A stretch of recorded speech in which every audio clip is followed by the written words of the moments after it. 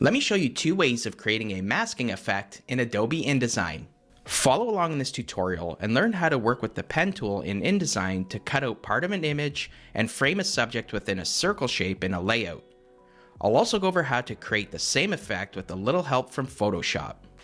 As a bonus tip, learn how to apply an inner shadow effect to strengthen the cutout look and feel to the main artwork. Let's jump in and get started.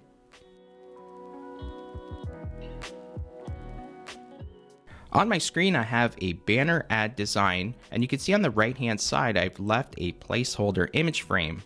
I'm going to drag my image into that frame. It's called mainartwork.jpg, and drop it right in. Now if you click the content grabber and hold your mouse down, you'll get a preview of how the image will look like once it's been masked. Remember, the concept here is to have the subject's head emerge from the circle, so you can reposition it where you want. And once you're happy with the positioning, you can release your mouse. Next, click on the image and go up to Edit, Copy, and then Edit, Paste in Place. This just creates another copy of the main image. With the top version selected, let's go up to Object, Convert Shape, and choose Rectangle. Let's drag the top center handle to the top of the page so we can see the subject's head. And this is where we'll use the pen tool to make a selection around the subject's head and create a mask. Let's go ahead and click on the pen tool located in the tools panel. And I like to zoom in pretty tight when I do this here. And I'm also going to turn my guides off and go into preview mode by pressing W on my keyboard. I'm going to zoom in a little bit here and pan to the top for a better view. Now I'm going to start making the selection at the bottom and work my way around the subject's head. I'll start the selection near the chin area. So I'm going to start here and then kind of make these little points. And again, these don't have to be perfect at the beginning. They can be edited after. And so I'm doing this quickly. You would take a little bit more time to make your way around and refine it the way you want. But you can see I'm just making these little points around. You can curve the path as well by clicking and dragging the mouse. So I could go up here and maybe create a longer curve like that and then make my way around. If you'd like to start a new anchor point on the path, hold Option on a Mac, Alt on Windows, and click on the last point you made. Now you're able to continue on with a new point. There are some details here in the subject's hair that you're not going to get perfectly into this cutout, but that's okay. This is meant to show you how to create a simple mask without the use of Photoshop. Let me just finish this off so we can move on to the next step. Great, I finished the selection and closed the path. Now, as I mentioned, these are editable anchor points, so if I click on the direct selection tool from the tools panel and zoom in, I can edit these anchor points individually. For example, I can click on this one close to the subject's ear and adjust it accordingly. And just like that, we created a simple path around the subject's head using the pen tool. Now we can set up the mask. So I'm going to Command 0 to go back to Fit and View. Click on your selection tool and double click the copied image. And let's go to Edit and Cut. We can now delete this top frame. Make our way over the path we just created, right click, and we want to choose Paste Into. Not paste in place, we want to paste into.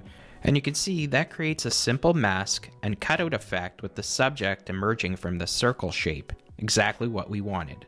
Let's open the main image in Photoshop now, go over how to create a layer mask, save it as a PSD, and bring the image back into InDesign.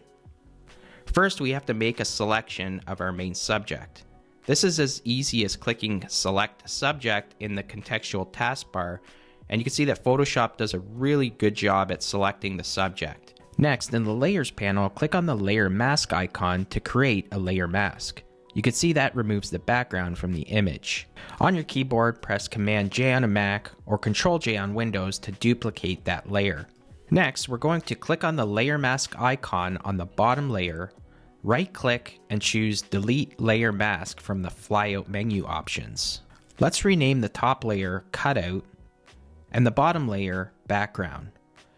This just makes it easier when working with the object layers in InDesign later on. If I turn off the background layer, that removes the background, and the cutout layer is just a duplication of the subject in the image. You can see that by turning off the cutout layer, the subject is still in the background layer. So now that we have our layer mask, I'm going to save this as a PSD document, go to File, Save, and I'll just call this main artwork.psd is fine, and click Save. Now that we've set up the PSD file, let's jump back to InDesign to create the masking effect. I'm back in InDesign now. I've duplicated the page and I'm going to bring in that PSD file that we just saved from Photoshop. Just drop it right into that placeholder frame. Now, much like we did in the first version, we'll have to create a copy. So click on the frame, Command Control C, and then Shift Option Command V to paste in place. You can see we have another version. With the top version selected, make your way up to Object, Convert Shape, and select Rectangle. Once again, pull up the handle of the frame. Now for this example, we'll be using Object Layer Options. So let's right-click the image and choose Object Layer Options. In Object Layer Options, we can control the layers from that PSD document. Remember we renamed them in Photoshop? Cutout and Background. I'm going to turn off the background, and if I click the preview box to preview the selection, you can see that we've hidden the background layer only to the top version of the image. So I'll click OK to close the Object Layer Options box, and now I can adjust the frame accordingly so only the subject's head is cropped.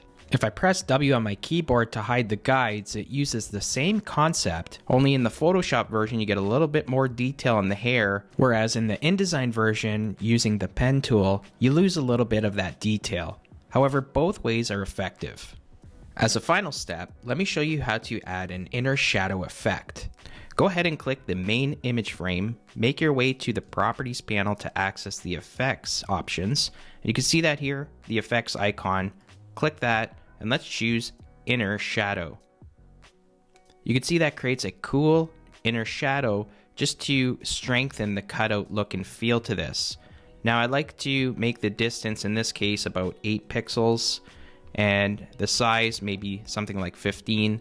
You can also adjust the opacity. If that's too dark, you can maybe adjust it to something like 55 or even 50 would work, just to kind of make that a subtle shadow instead of something so intense. And then press OK, and there you go. You have a mask with a cool inner shadow effect in this design. Thanks for watching, and I hope you enjoyed this video on 2 ways to create a masking effect in Adobe InDesign. If you found it helpful, leave a like, and don't forget to hit the subscribe button to stay up to date with all my latest tutorial content. For more InDesign videos just like this one, check out the playlist above. Until next time, take care and keep creating.